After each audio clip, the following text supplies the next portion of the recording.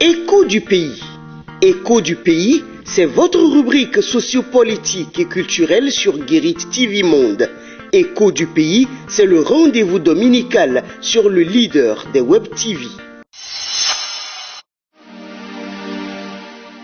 Bonjour. Mardi 25 janvier 2022. Le quotidien Matin Libre, titre en manchette: Décrispation au plan politique. Les diplomates au Bénin s'adressent en parabole à Talon. Vendredi 21 janvier 2022, à l'instar des institutions de la République, le corps diplomatique a aussi sacrifié à la tradition de présentation de vœux au chef de l'État, Patrice Talon. C'est la doyenne d'âge du corps diplomatique, l'ambassadeur extraordinaire et plénipotentiaire de la République du Niger au Bénin en fin de mission, Sandi Saadi Abdou, qui a porté la voix des diplomates accrédités au Bénin.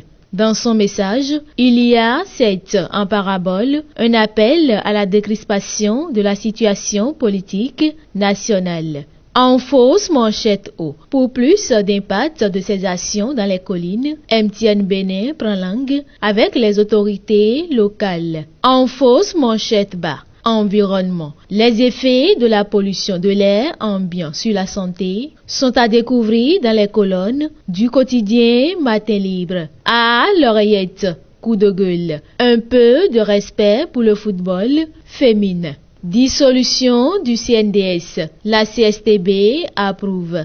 La Confédération syndicale des travailleurs du Bénin CSTB se réjouit de la dissolution du Conseil national de dialogue social CNDS. Dans une intervention rapportée par des médias locaux, le secrétaire général de la CSTB, Kassamampo, a approuvé cette décision du gouvernement. Le gouvernement vient de donner raison à la CSTB qui trouvait que cette institution est inutile, elle est même nuisible à l'État et aux travailleurs, a confié le syndicaliste.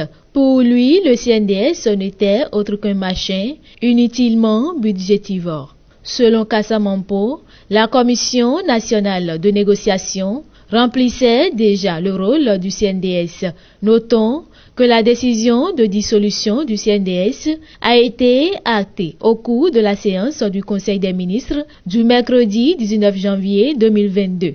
À l'issue de l'organisation de la 3e édition des élections professionnelles nationales, il a été mis en place la Commission nationale de concertation, de consultation et de négociation collective regroupant tous les acteurs concernés par le dialogue social, aussi bien ceux du secteur public que ceux du privé.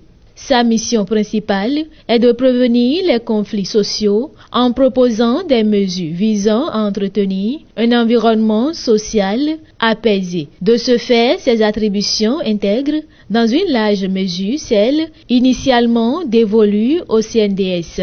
Il est donc apparu logique, avec l'institution de ce nouveau cadre de dialogue, d'abroger le décret créant ce conseil, dont le mandat des membres est par ailleurs arrivé à terme le 21 août 2021, lit-on dans le compte-rendu du Conseil des ministres. Centenaire du cardinal Bernard Neganti.